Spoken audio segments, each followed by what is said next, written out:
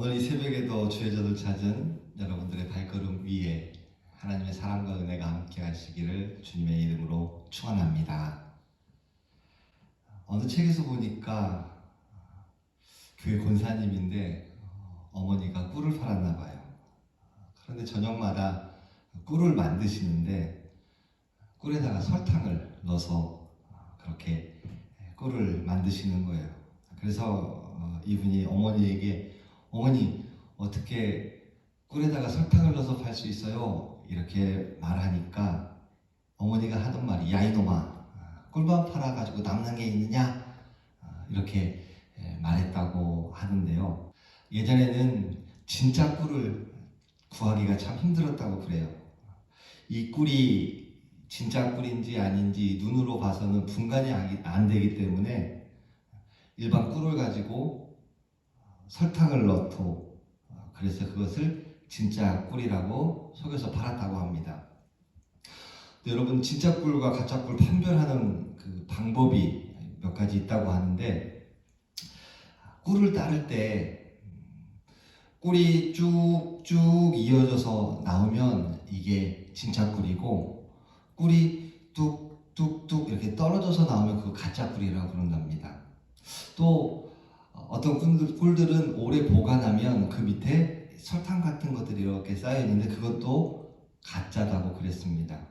그런데 사실 이 모든 방법이 다 틀렸대요. 사람들 눈으로 봐서는 알 수가 없대요. 그러면 진짜 꿀과 가짜 꿀을 구별할 수 있는 방법이 뭐가 있을까요? 꿀 딴 사람이 이게 진짜 꿀이야 라고 이렇게 이야기하면 그건 진짜 꿀이에요.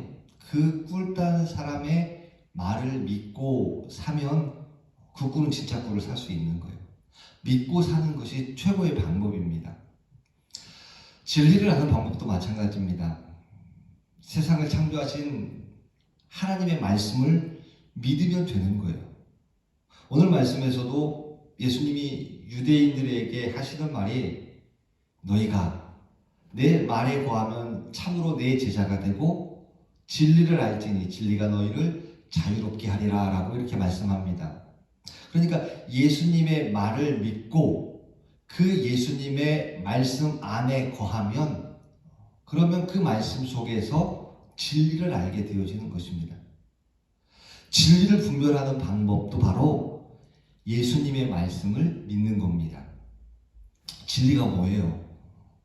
진리는 진짜입니다. 정말 사실입니다. 세상에 참되고 진짜 이치요 변하지 않는 가치입니다. 영원히 변하지 않는 영구불변의 법칙입니다. 그러니까 시대나 상황이나 환경에 따라서 적용되는 그런 법이 아니라 시대가 변하고 상황이 변한다 할지라도 동일하게 한결같이 적용되어지는 것이 진리입니다. 진리는 변하지 않아요. 사람이 만든 법, 이성적인 법은 시대, 환경, 또 나라, 그리고 인간의 양심에 의해서 달라질 수가 있어요. 예전에 우리나라에 고기 먹는 날이 그렇게 많지 않았기 때문에 게라도 좀 잡아서 단백질을 보충했었습니다. 그런데 요즘은 어때요? 개 식용 금지법을 만들어 가지고 이제 더 이상 법적으로 개 고기를 먹을 수가 없어요. 시대가 달라지니까 법도 달라지는 겁니다. 저기 일본 같은 나라는 남자 여자가 같은 목욕탕에서 목욕을 할 수 있대요. 그런데 우리나라는 남자가 여탕 이렇게 들어가려고 해도 이게 잘못되면 이것이 성범죄가 될 수가 있어요. 이슬람 국가에서는 법적으로 일부 다처제예요. 그러나 우리나라는 그게 범죄가 되는 거죠. 그러니까 법의 기준은 시대와 환경에 따라서 옳을 수도 있고 틀릴 수도 있는 겁니다. 그러나 진리는 절대로 변하지 않는 겁니다. 예수님은 길이시고 예수님은 생명이시며 예수님은 진리이시기 때문에 누구든지 그 예수님의 이름을 믿기만 하면 구원을 받게 된다라고 하는 것은 절대로 변할 수 없는 진리라는 것입니다. 우리는 내 생각하고 성경 말씀하고 이렇게 똑같이 나오면 은혜가 된다고 그렇게 생각해요. 그런데 내가 할 수 없는 것이 성경에 나오면 그 성경이 그렇게 말할 때 은혜가 안 된다고 얘기해요. 그러니까 내 수준으로 성경을 끌어내리고 하나님의 능력을 내 수준으로 깎아내리려고 한다는 겁니다. 만약에 우리가 믿는 이 성경이, 이 절대 진리의 성경이 우리 수준에서만 말한다면 영원 불변한 진리라고 말할 수가 없어요. 우리를 변화시키고 세상을 변화시킬 만큼 복음의 말씀이라고 말할 수 없는 거예요. 우리 사랑하는 성도 여러분, 진리 되신 예수님 말씀 안에 거할 수 있기를 주님의 이름으로 축원합니다. 절대 변하지 않는 예수님의 말씀으로 살 수 있기를 원합니다. 예수님 말씀 안에 거하면 참 예수님의 제자가 되어서 자유하게 되는 줄로 믿을 수 있기를 주님의 이름으로 축원합니다. 뻔한 질문 같은데요. 여러분들은 왜 교회에 나오시죠? 다른 이유도 참 많겠지만 교회에 오면 자유롭습니다. 자유가 있습니다. 평안이 있습니다. 어떤 분이 그래요. 처녀 때 나는 집에 있으면 밥하고 설거지하고 논일하고 밭일하고 이렇게 해야 되는데 옆집 사람을 보니까 주일에는 교회를 가려고 하면서 예쁜 옷도 하고 치장도 하고 그러고 교회 가는 그 모습을 보면서 그게 그렇게 부러웠대요. 나도 교회 가면 좀 쉴 수 있을까? 나도 교회 가면 좀 편안해질 수 있을까? 근데 나중에 그걸로 인해서 교회에 나가기 시작했다는 거예요. 교회에 오면 편안함이 있어요. 교회에 오면 자유로움이 있어요. 우리 사랑하는 성도 여러분, 교회 안에서 하나님 주시는 평안과 자유를 누릴 수 있기를 주님의 이름으로 원합니다. 예수 믿으면 자유가 있죠. 어떤 자유예요? 진리가 너희를 자유케 하는 자유예요. 그런데 무엇으로부터 자유를 얻느냐는 것입니다. 예수를 믿으면 무엇으로부터 자유를 얻느냐? 오늘 말씀 34절에 보니까 죄를 범하는 자마다 죄의 종이다 라고 이렇게 말씀했습니다. 예수를 믿으면 어디로부터요? 죄로부터 자유롭게 되어진다는 것입니다. 죄인들에게는 자유가 없어요. 우리 보시고 있는 이 요한복음 8장 1절 이하에 가늠한 여인에 대한 이야기가 나오죠. 가늠하다 걸린 여인이 사람들에게 끌려와요. 죄를 지었으니까 끌려올 수밖에 없어요.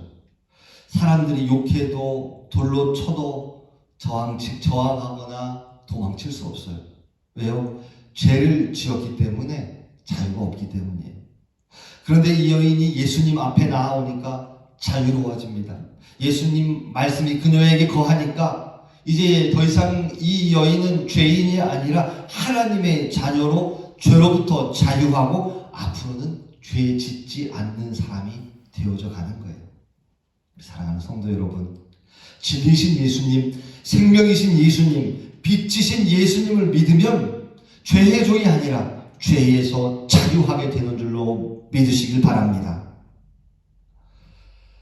진리를 모르면 죄의 종이 되어서 하나님보다 더 다른 것들을 더 사랑합니다. 그런데 이 더 큰 문제는 하나님보다 더 사랑하다가 죄를 짓고 그 죄의 노예가 되어진다는 것입니다. 어떤 사람은 일을 사랑해요. 그런데 그 일을 하다가 그 일의 노예가 되어져 버립니다. 어떤 사람은 돈을 사랑합니다. 근데 그 사랑하는 돈이 나중에는 내가 돈의 노예가 되어져 버리는 거예요. 창세기에 보면 야곱의 자손들이 흉년 때 요셉이 총리로 있던 그 애굽에 갑니다. 그런데 흉년이 끝났으면 다시 살던 땅으로 돌아가야 되는데 애굽이 살만한 거예요. 풍족한 거예요. 그러니까 그냥 거기에 눌러 앉았어요.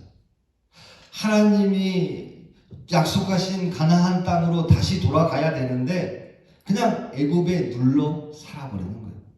그 결과가 어떻게 되어져요? 애굽의 노예가 되어집니다. 그래서 모세를 통해서 하나님이 출애굽시키지 않으면 안 될 만큼 고통하고 신음하는 그 소리를 하나님께서 들으시고 드디어 애굽에서 출애굽시켜 주시는 것입니다. 하나님보다 눈에 보이는 것이 더 좋다고 여겨지니까 그곳에 종이 되어지는 겁니다. 진리이신 하나님, 진리이신 예수님 말씀대로 살면서 죄의 종에서 자유할 수 있기를 원합니다. 예수 안에 거하면 묶인 것이 풀려집니다. 죄에서 묶였던 것에서 풀려지고, 가난에서 묶였던 것에서 풀려지고, 인간관계 때문에 묶여진 것에서 풀려지고, 외로움, 고독, 우울에서 묶여진 것에서 풀려져서 예수 안에서 자유하게 되시기를 예수님의 이름으로 축원합니다. 진리를 알지니 진리가 우리를 자유케 하는 줄로 믿습니다. 아멘.